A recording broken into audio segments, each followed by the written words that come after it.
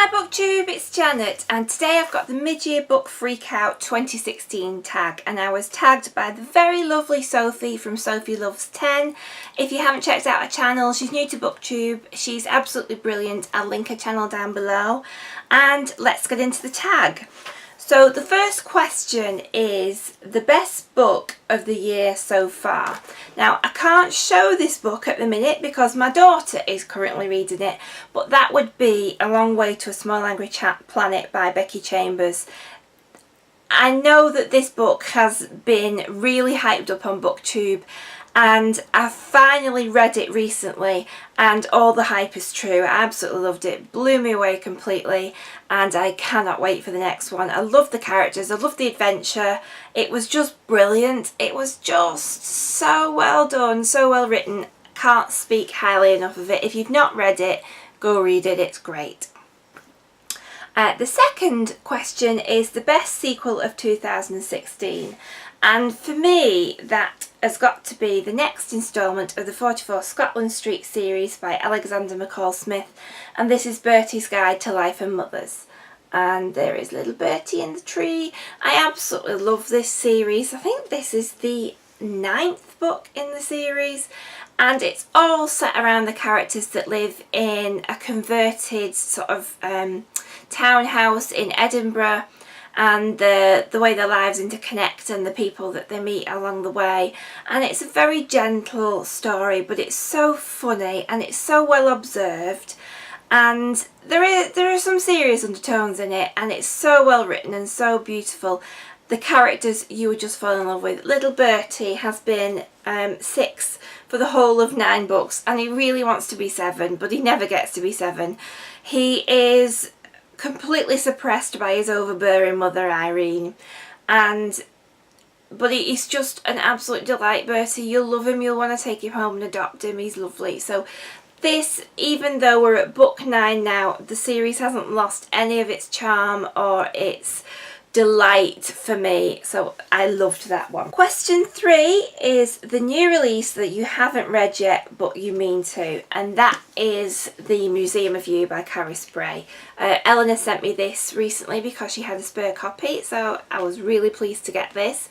And Carrie Spray is a new author that I've discovered this year, with A Song for Izzy Bradley and a short story collection, Sweet Home, that I absolutely love. So when I heard that she had a new book coming out, which I do believe is again sort of in-depth look at grief and how a young girl is trying to put together pieces of her mother's life to get to know her mother better. So I'll be getting to this very soon, so that's the next one. Question 4 is the most anticipated release of the second half of the year.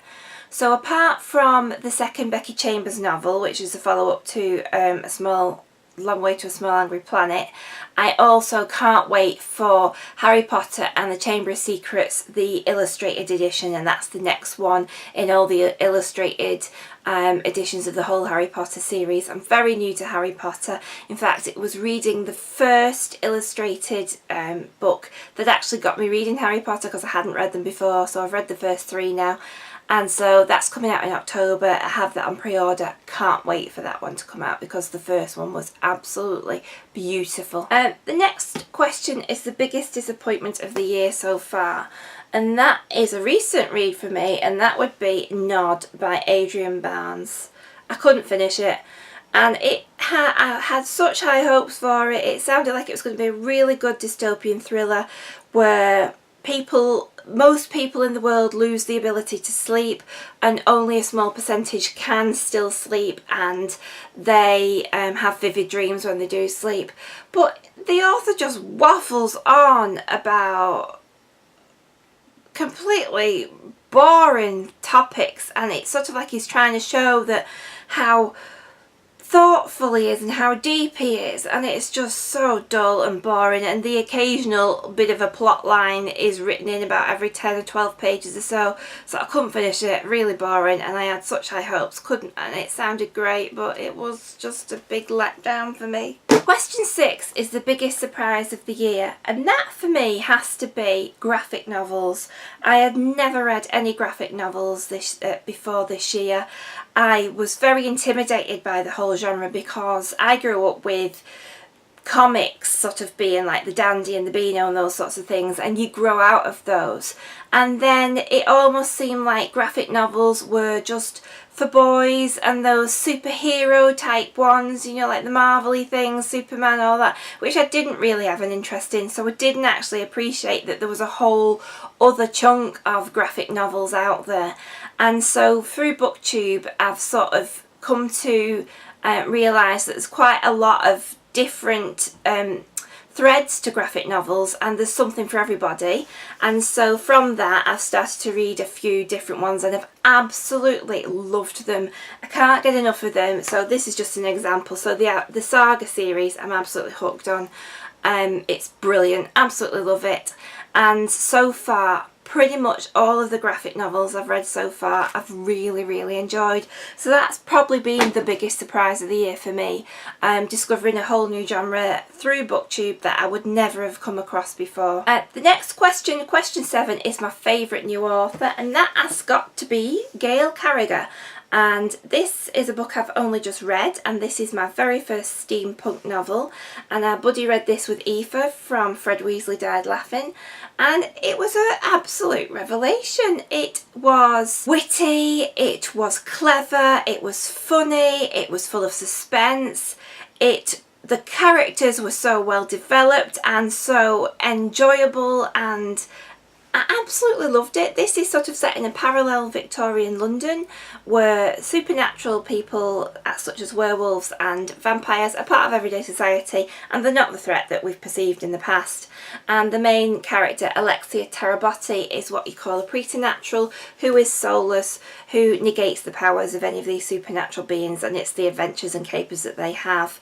And there's a romance that goes through it, and it's a relatively short book, but there's so much packed in it, and it's so brilliantly done, and I cannot wait to read more from Gail Carriger. So although this isn't particularly a new book, it's new to me, and Gail Carriger is a new author to me, and I love it. The newest fictional crush, question 8. Well, this has been my fictional crush since the beginning of the year, and he hasn't been toppled off his perch yet by anybody, and that would have to be Mark Watney from The Martian.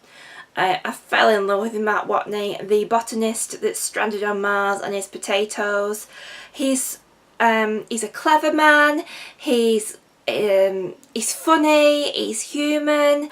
I felt that he was a really believable character, and I was completely head over heels in love with him, and I still am, and there's been nobody to eclipse him so far in the books I've read this year.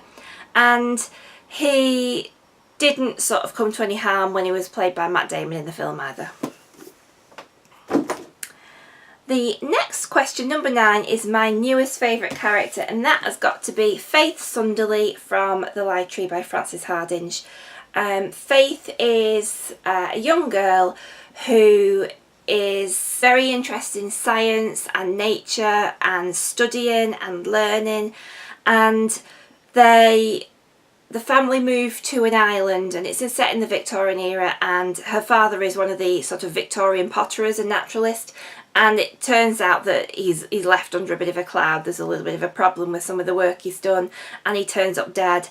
And it's Faith's sort of story of how she uncovers the secrets of her father's death and the mystery of it, and she's plucky and she's brave, but she's clever, and I absolutely loved it. So it's got to be Faith this year so far for me.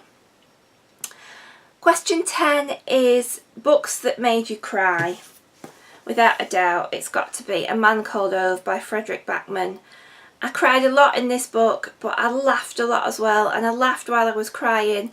This is just a delight. This is a hug in a book. If I didn't have my crush on Mark Watney or my favourite character of Faith, then Ove is definitely a contender. And now I know Ove is an old man, and it's not that kind of a crush, but he's just so lovely, and he comes across initially, you start reading about him and he's a bit of a curmudgeon and he's an old, like, you know, moaner and a bit of a misery guts. But when you start to get to know Ove and the reasons why he's like he is, you just fall in love with him and all the other characters that live in the close. And not loads happens in this book, but it's just delightful. So it made me cry, it made me laugh, and I absolutely loved it. And Question 11 is a book that made you happy, and that has got to be Some Tame Gazelle by Barbara Pym. And this is the first Barbara Pym that I've read, and I've got quite a few of hers on my shelf, and this was a revelation. Barbara Pym's writing is fabulous, and this is set around two spinster sisters, and they are called the Mrs. Bede, Harriet and Belinda. And they live in a very quintessential English middle-class village, and it's just all about the gossip that goes on with the vicar and the vicarage, and the way they take the new curate under the wing, and the formality of taking tea and visiting, and it's just funny. It's just that the observations of human beings and the bitchiness that we've all got and the goodness that we've all got are so astute and really well written, and they do make you laugh, and the book made me smile as I went all the way through it, and it's an absolute tonic. So I do recommend this for anyone who might be feeling a bit down in the dumps. Actually, it'll certainly pick you up. The next question is a book which is the most beautiful book that you've bought or been given. And I have to say that this year the most beautiful book I've got that was given to me by my daughter for Mother's Day is the leather-bound edition of Jane Eyre by Charlotte Bronte. It's a Penguin Classics, and it's absolutely beautiful. And it's beautiful not just in the way it looks, but it was a gift from my daughter, who I absolutely adore, and she knew that this would be something I would cherish and keep forever, and it's just one of the most lovely Mother's Day gifts I've ever had.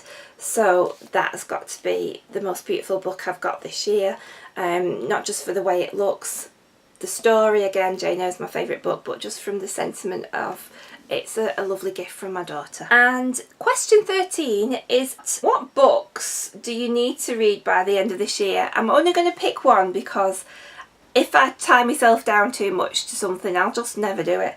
And so I'm going to say Gone with the Wind by Margaret Mitchell. I have had this book for years.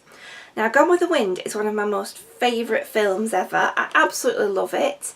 I don't know why I've not read this yet. Well, I probably do. It's just because it's a big book, and I've got this thing about big books which is ridiculous. And I know a lot of people have read this year and absolutely love it. I've not heard anything bad about it. And so I just need to sit down and get on with it and read it, because I'm pretty certain I'm going to love it. So I will definitely, if it kills me, I will read this by the end of the year. Promise. I mean it. And the last question is my favourite BookTube community member. Well, there's a few of these, I couldn't narrow it down to anyone, and I absolutely love all the people that I subscribe to, and I love discovering more people all the time. Obviously Sophie from Sophie Loves 10, thank you very much for tagging me today. She's great and she's new. But I have to say it's got to be Eleanor from Eleanor Reads Books. Eleanor and I love all the same books, and we've got exactly the same taste in reading, and I met Eleanor and a few other booktubers recently at a meetup in London, and we had a great time.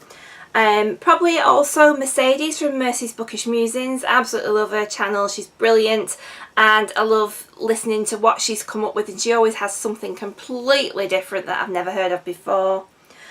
Tracy from Flamingo Reads. I met Tracy recently again. Tracy's lovely. She's just such one of the nicest people ever, and I love her videos. They make me laugh. I love the books that she picks and the books that she reads again. She's always got great recommendations, and she is brilliant for finding things in the pound shop. There's also Caitlin from Kitty G. Caitlin's probably responsible for introducing me to a lot of the graphic novels I've read, and certainly steampunk, and because she actually put the book in my hand when we were out on our meetup, and she's brilliant, and so she's another great person that I've met. Together with Lauren, who's got a new channel. She's also Caitlin's best friend, and she is now doing a channel called Juicy Books, and so she's new, and Lauren again is lovely. And finally, the last person I met was Jenny from Sunny Sweet Pea, and Jenny again is lovely, and she's always got great recommendations, and they're just all a really nice community. And I have to say that everybody I've spoke to on BookTube and connected with are absolutely lovely and really great people to share ideas with, and it's just a fantastic community to be part of. So that's it for my tag. I'm not going to tag anyone because I think it's been around for a little bit now, but if anybody wants to do this, please feel free to go ahead, and I'd love to see what your answers are. And I'll see you all soon. Bye for now. Keep reading. Bye.